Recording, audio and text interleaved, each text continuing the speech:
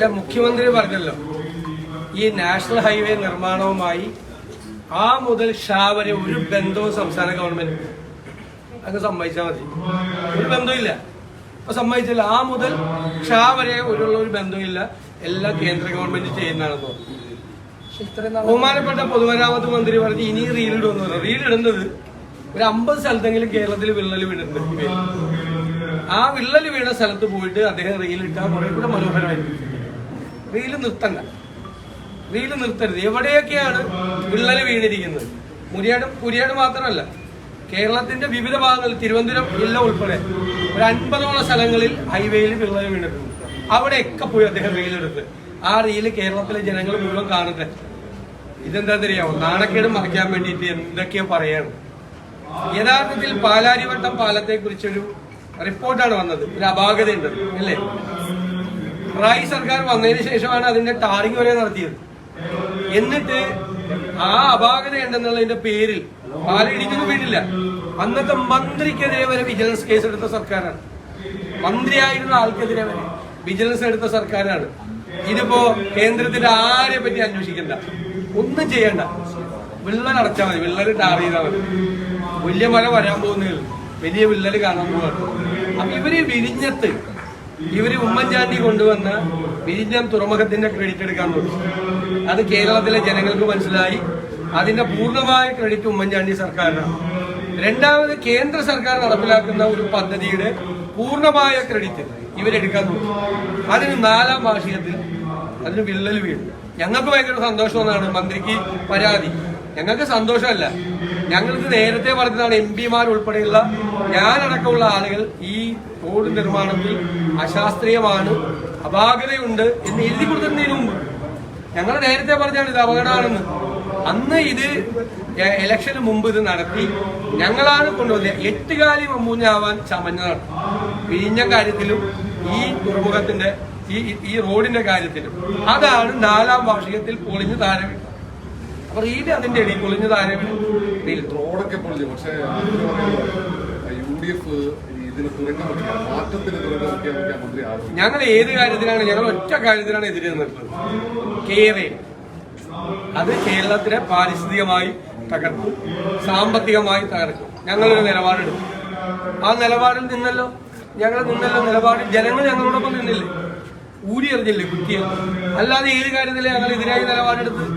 2019 പൂർത്തിയാക്കേണ്ട വിഴിഞ്ഞ 2025 പൂർത്തിയാക്കിയിട്ട് അതിൽ ക്രെഡിറ്റ് എടുക്കുക.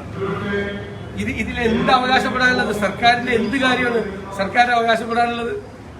നിങ്ങൾ ഗെയിൽ പൈപ്പ് ലൈൻ പൂർത്തിയാക്കിയെന്ന് പറയും.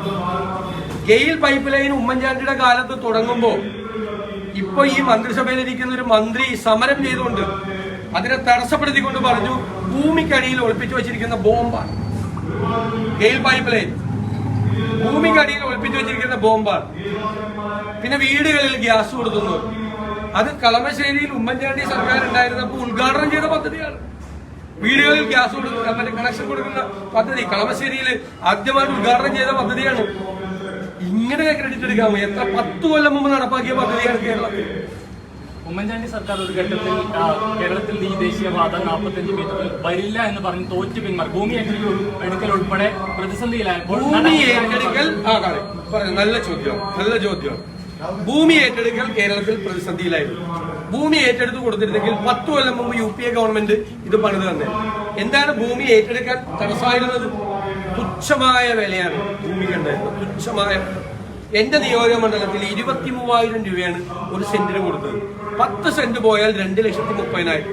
ഇൻകം ടാക്സ് കൊടുത്തു കഴിഞ്ഞാൽ 2 ലക്ഷത്തിൽ താഴെ. 10 സെന്റ് പോകണതിന് 1 സെന്റ് കിട്ടില്ലായിരുന്നു.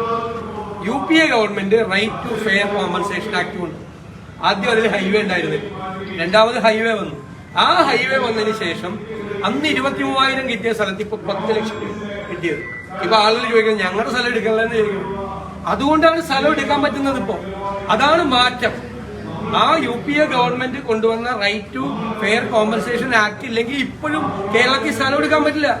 ഇതിൽ UDF-ഉം BJP-യും അടക്കം എല്ലാവരും ഒറ്റക്കക്ഷിയായി നിന്നുകൊണ്ട് ഇതിനെതിരെ വലിയ പ്രതിഷേധം നടത്തിയിട്ടുണ്ട്. പക്ഷെ അതിനെ അതിജീവിക്കാൻ LDF സർക്കാരിന് കഴിഞ്ഞതുകൊണ്ടല്ലേ പ്രതിഷേധം നടത്തിയിരിക്കുന്നു?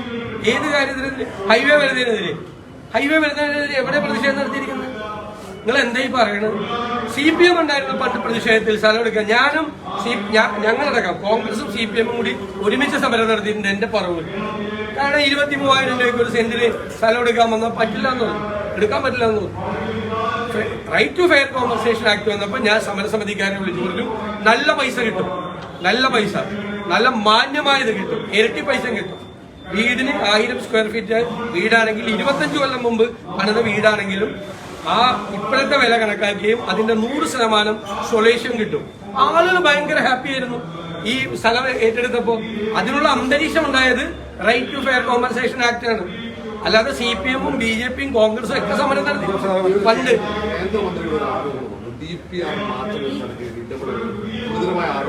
അത് അന്വേഷിക്കേണ്ടതാണ്. കേന്ദ്രമന്ത്രിയാകുമ്പോൾ ഉത്തരവാദിത്തത്തോടുകൂടി പറഞ്ഞതായിരിക്കും ഞാൻ വിശ്വസിക്കുന്നു.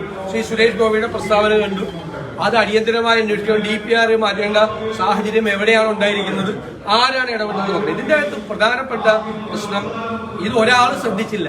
സംസ്ഥാന ഗവൺമെന്റിന് കേന്ദ്ര NHAI ഒരു കോർഡിനേഷൻ ഉണ്ടായിരുന്നില്ല. റീലെടുക്കലോ മാത്രം ഉണ്ടായിരുന്നു, കോർഡിനേഷൻ ഉണ്ടായിരുന്നു. കോർഡിനേഷൻ ഉണ്ടെങ്കിൽ ഞങ്ങളെല്ലാവരും പറഞ്ഞു കേരളത്തിന്റെ പ്രത്യേകത എന്താ, നിങ്ങൾ പ്ലാനിംഗ് ബോർഡിൽ നിങ്ങൾ അന്വേഷിച്ചു നോക്കും. സോയിലിന്റെ മണ്ണിന്റെ പരിശോധന കേരളത്തിൽ ഒരു സ്ഥലത്ത് നിന്ന് മറ്റൊരു സ്ഥലത്തേക്ക് മാറുമ്പോൾ മണ്ണിന്റെ ഘടന മാറുകയാണ്. 2 ലക്ഷത്തിലധികമുള്ള സോയിൽ ടെസ്റ്റുകളുടെ റിപ്പോർട്ട് നമ്മുടെ പ്ലാനിംഗ് ബോർഡിലുണ്ടായിരുന്നു. അപ്പോ ഇത് മണ്ണ് പരിശോധിക്കാതെ സോയിൽ ടെസ്റ്റ് നടത്താതെ ഈ സാധനം കെട്ടിവെക്കുകയാണ് പലയിടത്തും. മനസ്സിലായില്ല, പില്ലർ ഉണ്ടാക്കി വെക്കുക, എല്ലാം ഇടിച്ചു പൊളിച്ച് വീഴും. മണ്ണ് പരിശോധന നടത്താതെ ചെയ്യാൻ പാടില്ല. മണ്ണെന്ന് വെച്ചാൽ കേരളത്തിൽ കാസർഗോഡ് വിട്ട് തിരുവനന്തപുരം വരെ ഒരു സ്ഥലത്ത് നിന്നും മറ്റൊരു സ്ഥലത്തേക്ക് എത്തുമ്പോൾ മണ്ണിന്റെ ഘടന മാറുക. അതൊക്കെ ഞങ്ങൾ ആദ്യം പറഞ്ഞതാണ്. മറ്റൊരു കാര്യം, സൈദ്ധാന്തികനെ രാജ്ഭവനിൽ കൊണ്ടുവന്ന ഗവർണർ സിന്ധുവുമായി ബന്ധപ്പെട്ട കാര്യം വിശദീകരിച്ചു. അതിനകത്ത് സംസ്ഥാന ഭാഗത്ത് പ്രതികരണമോ അല്ലെങ്കിൽ ഗവർണറെ വളർത്തുന്നതായിട്ട് ഞാൻ ഇന്നലെ പറഞ്ഞല്ലോ, ഞങ്ങൾ അതിശക്തമായി പ്രതിഷേധിച്ചു. ചെയ്യാൻ പാടില്ല. രാജ്ഭവൻ ഇത്തരം രാഷ്ട്രീയ പ്രചരണത്തിന്റെ വേദിയാക്കാൻ പാടില്ല. സർക്കാർ പ്രതിഷേധിക്കുമെന്ന് ഞാൻ കരുതിയിരുന്നു. ഞാൻ സർക്കാരിനോട് ആവശ്യപ്പെടുകയും ചെയ്തു. ആ പ്രതിഷേധം ഗവർണറെ അറിയിക്കണം, മുഖ്യമന്ത്രി അറിയിക്കണം, മുഖ്യമന്ത്രി പോയി അറിയിക്കണം. ചെയ്തില്ലല്ലോ. ഇപ്പോഴും അതിന്റെ കൂടെയാണ്. ഇവരെല്ലാം ഒരുമിച്ച് ഒരേ വണ്ടിയിൽ ഒരേ തോണിയിൽ യാത്ര ചെയ്യുന്നവരാണെന്നുള്ളതിന് വല്ല വ്യത്യാസമുണ്ടോ? ഞങ്ങൾ പറയുമ്പോഴല്ലേ പ്രശ്നം, ഞങ്ങൾ പറയുമ്പോഴല്ലേ സത്യം. ഒരു തോണിയിൽ യാത്ര ചെയ്യാണ് ഒരു RSS നേതാവ്. നിങ്ങളൊരു മിലിറ്ററി എക്സ്പെർട്ടിനെ കൊണ്ടുപോവാ, നിങ്ങളൊരു ഫോറിൻ അഫയേഴ്സ് എക്സ്പെർട്ടിനെ കൊണ്ടുപോവാ, എന്നിട്ട് ഓപ്പറേഷൻ സിന്ദൂരിനെ കുറിച്ച് സംസാരിച്ചോ. നമുക്ക് ആർക്കും യാതൊരു വിരോധമില്ല.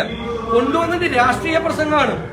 രാജ്ഭവന്റെ പരിധിയിൽ നിന്നുകൊണ്ട് മുൻ പ്രധാനമന്ത്രിമാരെ അധിക്ഷേപിച്ച് സംസാരിച്ചു ഈ RSS നേതാവ്. മുൻ പ്രധാനമന്ത്രിമാരെ ഇന്ത്യയുടെ വളരെ മോശമായി സംസാരിച്ചു. എന്ത് അവകാശമാണ് രാജ്ഭവൻ അത്തരം രാഷ്ട്രീയ പ്രസംഗം നടത്താൻ വിട്ടുകൊടുക്കാൻ? അത് തികഞ്ഞ അനൗചിത്യമാണ്. അത് ഗവർണറെ ബോധ്യപ്പെടുത്തണം സംസ്ഥാന സർക്കാർ. ധൈര്യം ഉണ്ടാവില്ല ഇപ്പൊ, അതാണ് പ്രശ്നം. റോഡിന്റെ വിഷയത്തില് മറ്റിടങ്ങളിൽ ഇടിഞ്ഞു വീഴാത്ത സ്ഥലങ്ങളിൽ മഴ കണക്കുമ്പോൾ പക്ഷേ ആശങ്ക ജനങ്ങൾക്ക് പരിശോധന നടത്തണം. ഞാൻ പറഞ്ഞത് പരിശോധന നടത്തണമല്ലോ. ഇപ്പോ ഞാനും അയച്ചിട്ടുണ്ട് കത്ത്, നിതിൻ ഗഡ്കരി കേന്ദ്രമന്ത്രിക്ക് അയച്ചിട്ടുണ്ട് കത്ത്. പേടിച്ചിരിക്കുന്നു. മാത്രമല്ല ധാരാളം കനാലുകൾ, തോടുകളൊക്കെ അടഞ്ഞുപോയി, കനാലുകളെല്ലാം അടഞ്ഞുപോയി. ഭയങ്കര അശാസ്ത്രീയമാണ്. ഞാൻ എന്റെ നിയോജകമണ്ഡലത്തിൽ പോലും ഭയന്നായിരിക്കുന്നത് മഴ പെയ്തു കഴിഞ്ഞാൽ ഈ ഹൈവേ നിർമ്മാണത്തിന്റെ പ്രദേശത്ത് എന്താണ് സംഭവിക്കാൻ പോകുന്നത് കൃത്യമായിട്ട് അറിയാം. വേറൊന്നുമില്ല. നിങ്ങളോടൊരു കാര്യം കൂടി പറയാം. നിങ്ങൾ ഇന്നലെ KPCC യോഗം കഴിഞ്ഞപ്പോൾ കുറെ പേര് പുനഃസംഘടന ഉണ്ടാവില്ല, നിങ്ങളങ്ങ് തീരുമാനിക്കുകയാണ്. ഞാൻ പറയാണ്, KPCC പ്രസിഡന്റാണ് പറയുന്നത്, ഇന്നലെ അങ്ങനെ ഒരു ചർച്ചാ മീറ്റിംഗിൽ നടന്നിട്ടേ ഇല്ല ഒന്ന്. എന്നിട്ട് ഇന്നുമായിട്ട് ആ വാർത്ത കൊടുത്തിട്ട് ഉച്ചയായപ്പോൾ പറയാണ് കേരള നേതാക്കളെ മറികടന്ന് പുനഃസംഘടന നടത്താൻ ഹൈക്കമാൻഡ്. ഞാൻ ചോദിക്കട്ടെ, കുറച്ച് ചാനലുകൾ, കുറച്ച് മാധ്യമങ്ങൾ CPM-ന്റെ പിണിയാളുകളായി പ്രവർത്തിച്ച് കോൺഗ്രസിൽ കുഴപ്പമാണെന്ന് വരുത്തി തീർക്കില്ലേ? ഞങ്ങൾ ചർച്ച ചെയ്യാത്ത കാര്യമാണ് പുനഃസംഘടന. അതായത് നടക്കൂലെന്ന് നിങ്ങൾ പറയുക, പിറ്റേ ദിവസം ഹൈക്കമാൻഡ് നടത്തുമെന്ന് പറയുക. നിങ്ങൾ ഇനിയും KPCC പ്രസിഡന്റ് തീരുമാനിച്ച് കുറെ പേര് വഷളായതാണ്. ഇനി നിങ്ങളുടെ വിശ്വാസ്യത എല്ലാവരോടും അല്ല ഞാൻ പറഞ്ഞു, ചെയ്യുന്നവർക്ക് അറിയാം ആരാണിത് ചെയ്ത്. നിങ്ങളുടെ വിശ്വാസ്യത ദയവ് നിങ്ങൾ കളയായിരിക്കും. നമുക്കെങ്കിലും ഒരു വാർത്ത കാണുമ്പോൾ കണ്ടുകൊണ്ടിരിക്കാൻ തോന്നണം. നിങ്ങളെ ഇതിങ്ങനെ പറഞ്ഞുകൊണ്ടിരിക്കുന്ന ചാനൽ കാണുമ്പോൾ മാറ്റാൻ നമ്മളെയും കൊണ്ട് തോന്നിപ്പിക്കും. വിശ്വാസ്യത, നിങ്ങളുടെ വിശ്വാസം നിങ്ങൾ കളയരുത്. നിങ്ങൾക്ക് എന്താ കോൺഗ്രസിന്റെ പുറകെ എങ്ങനെ നടക്കുന്നത്? ഞാൻ എന്തിനാ കോൺഗ്രസിന്റെ പുറകെ ഇങ്ങനെ നടക്കുന്നു? ഇല്ലാത്ത കഥകൾ കോൺഗ്രസിനെ കുറിച്ച് ഉണ്ടാക്കുന്നുണ്ട്. ഞങ്ങളെല്ലാം കൂടി ഇന്നലെ ഇരുന്ന് ചിരിക്കരുത്. വാർത്ത വന്നിട്ട് പുനഃസംഘടന ഇല്ലാതെ ഇന്നലത്തെ യോഗം തീരുമാനിച്ചത്. ഇന്നലത്തെ യോഗം അതിനാണ് വിളിച്ചു കൂട്ടിയത്. ഇന്നലത്തെ യോഗത്തിൽ ആ വിഷയം ചർച്ച പോലും വന്നിട്ടില്ല. നിങ്ങൾ ഇങ്ങനെ ഓരോ കഥകൾ ചമയുക, നിങ്ങളുടെ വിശ്വാസത്തെ കളയല്ലേ എന്നൊരു, ഞാൻ പറഞ്ഞല്ല വിമർശനമല്ല പരിഭവം. സംഘടനാ ചർച്ചകൾ തുടങ്ങി തോന്നുന്നു. അതൊക്കെ ഉചിതമായ സമയത്ത് നേതാക്കൾ കൂടിയിരുന്ന് ഉചിതമായ തീരുമാനമെടുക്കും. അതൊക്കെ ആഭ്യന്തരമായ പ്രശ്നങ്ങളല്ലേ. നിങ്ങളോടൊന്ന് രാവിലെ വന്ന് കോൺഗ്രസ് പുനഃസംഘടനയെ കുറിച്ച് ചർച്ച ചെയ്യാൻ പറ്റില്ലല്ലോ. നിങ്ങൾ ഓരോ സ്ഥലത്ത് DCC പ്രസിഡന്റിനെ ഉണ്ടാക്കണം, 4-5 പേരെ ഉണ്ടാക്കണം. ആളുകൾ ചിരിക്കുന്നുണ്ടെന്ന് കൂടി നിങ്ങൾ അറിഞ്ഞിരിക്കണം. ചെയ്യുന്നവർ എല്ലാവരും അല്ല. ഞാൻ പറഞ്ഞില്ല, ഞാൻ വിമർശിക്കില്ല മാധ്യമങ്ങൾ, സ്വാഗതം ചെയ്യില്ല. നിങ്ങൾ എന്നെ വിമർശിച്ചാൽ തന്നെ ഞാൻ നോക്കും, അല്ലാതെ കറക്റ്റ് ചെയ്യാണ്ടാന്ന് നോക്കുന്നതാണ്. ഇത് പരിഭവമാണ് ഞാൻ പറഞ്ഞത്.